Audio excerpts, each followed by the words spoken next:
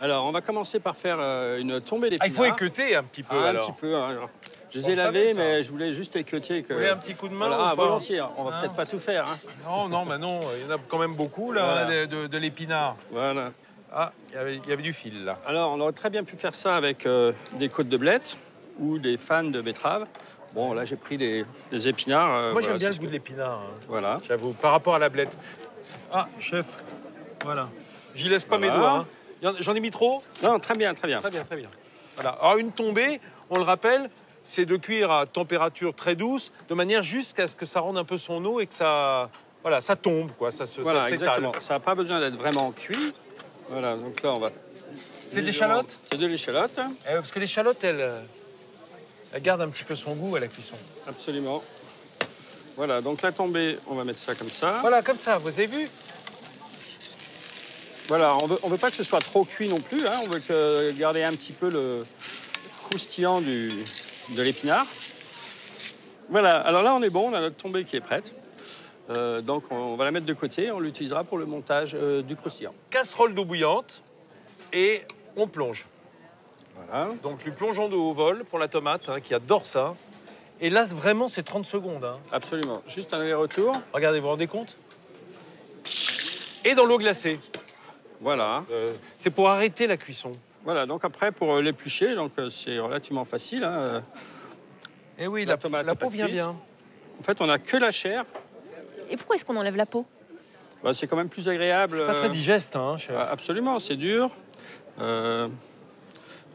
Enfin, cela dit, ça n'empêche pas de se faire une salade de tomates avec la peau, hein, bien entendu. Mais là, c'est moins bon. c'est quand même mieux. Voilà, surtout quand on est mince ou... Voilà. Alors voilà, donc là, la tomate, j'enlève les pépins, elle est épépinée. Et après, j'ai plus qu'à la couper pour faire... On est mince? Voilà, alors un coup dans ce sens-là. Et après... Hop, une julienne et une brunoise. Et voilà. Alors ça, maintenant, il n'y a plus qu'à le débarrasser. Après, on aura juste à l'assaisonner, rajouter un petit peu d'échalote, du sel, du poivre. Éventuellement, on peut mettre un petit peu de jus de citron vert, du tabasco. Et voilà, on a un tartare de tomates qu'on utilisera pour après. Le riz noir, on va le cuire un peu comme un risotto? Non, on va juste faire tomber nos échalotes. D'accord. On va le mouiller avec de l'eau, un bouquet garni. Ah d'accord, d'accord. Et on va le cuire après pendant à peu près 40 minutes. Quoi. D'accord. Voilà. Donc, on fait juste revenir les échalotes dans l'huile. Voilà. Voilà. Donc après ça, j'ai juste à mettre mon riz. Alors, c'est quoi comme riz? Ça, c'est un riz noir. Un riz noir vénéré. Voilà. D'accord. Là, on va le travailler un petit peu. Donc la cuisson, c'est 40 minutes. Je vais rajouter le bouquet garni. Et voilà, il me manque plus que l'eau. On va faire le montage donc, de nos rouleaux. Alors, Paul Roussel, il a découvert de la pâte à filo. Voilà. C'est une pâte de blé, mais très très fine. Hein. Avec ça, on fait les briques, les samoussas, les choses comme ça. Les baklava. Les baklava, enfin voilà. Voilà. Donc là, je mets une couche de beurre. Ah oui, puis vous en mettez bien là. Voilà. Là-dessus, on va rajouter une deuxième feuille. hein, Parce que ça sèche à une vitesse, c'est incroyable. Alors là, c'est notre tombée d'épinards.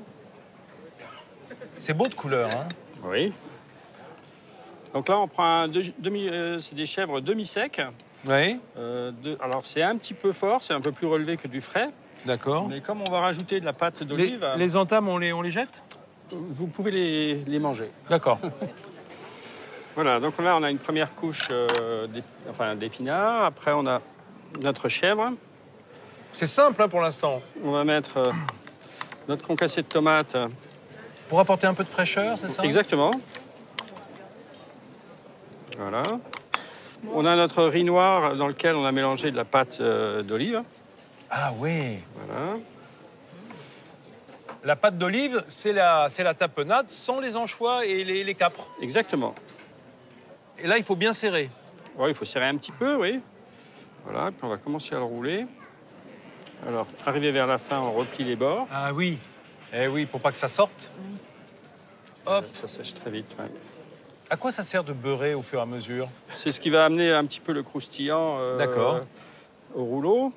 Et puis du point de vue gustatif, c'est quand même mieux que d'avoir une pâte. Puisque si on fait cuire la pâte sans matière grasse, ce sera sec, ce sera aucun intérêt, quoi.